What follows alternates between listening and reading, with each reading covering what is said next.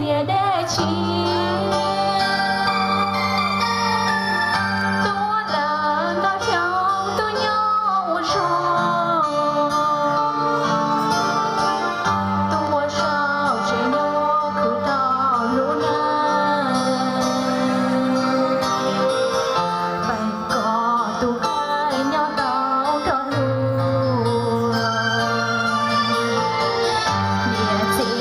cho nhẹ thế đi đau thương.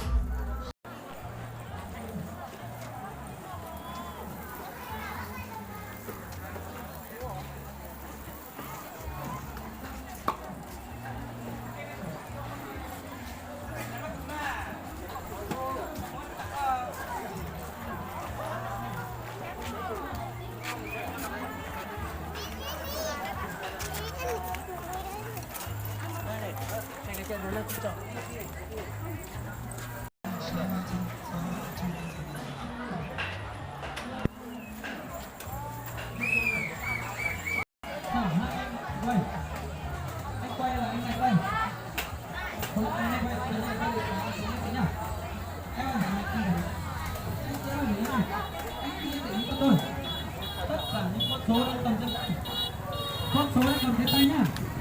Thì sẽ được quay duy nhất một lần. Lần này thôi. Anh này thể hiện là cái gì ạ? Anh mình sẽ quay. Xem là anh mình có được nổ hay không. Nổ mình luôn bạn Dĩnh mình được. Em ơi, số tương tự ở mặt sau. Số đây 29 này. 29 mới đúng nha. 29 mới đúng nha. Số tương tự mà anh chị em mua vé rồi chúng ta đi được không ạ? 29. Số thứ nhất. Đây là lượt quay ở đây. Còn là tinh thần vào mặt trước. Số con.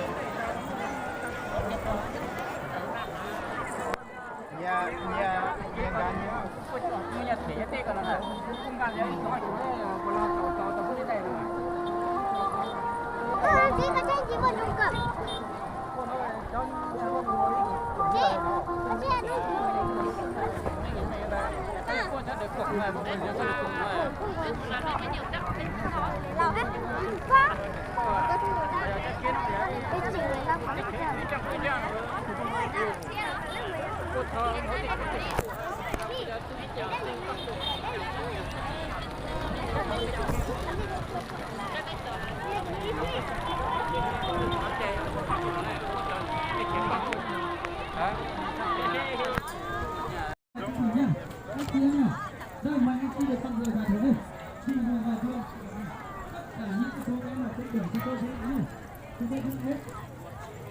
Còn về sau, sau những người thì chúng tôi là về vậy đâu, bởi vì là các chúng tôi có đi thì chúng tôi làm tốt thì nói được đâu.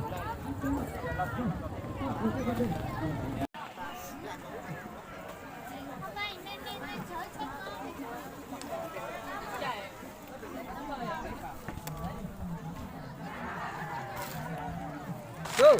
Go!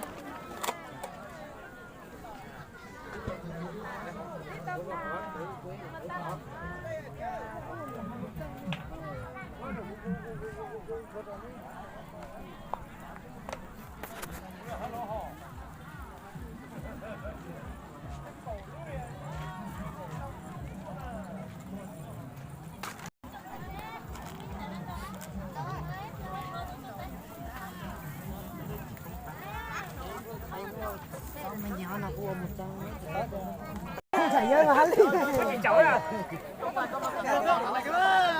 em một to nhưng mà ra cục khung ra cả hoa chín hả? Có thác chín là sẽ cho lên này.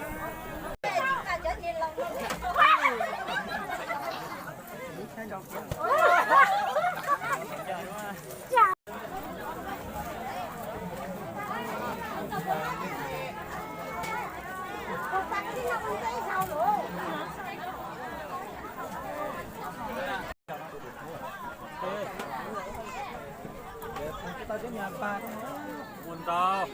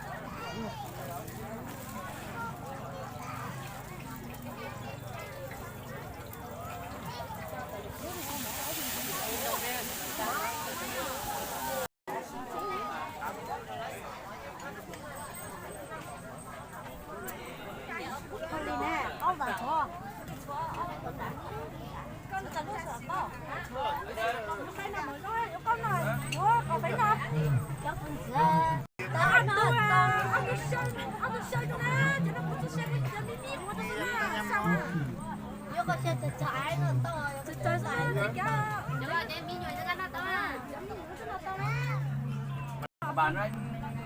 Nhiều người đó. Bạn sẽ coi à? Ừ.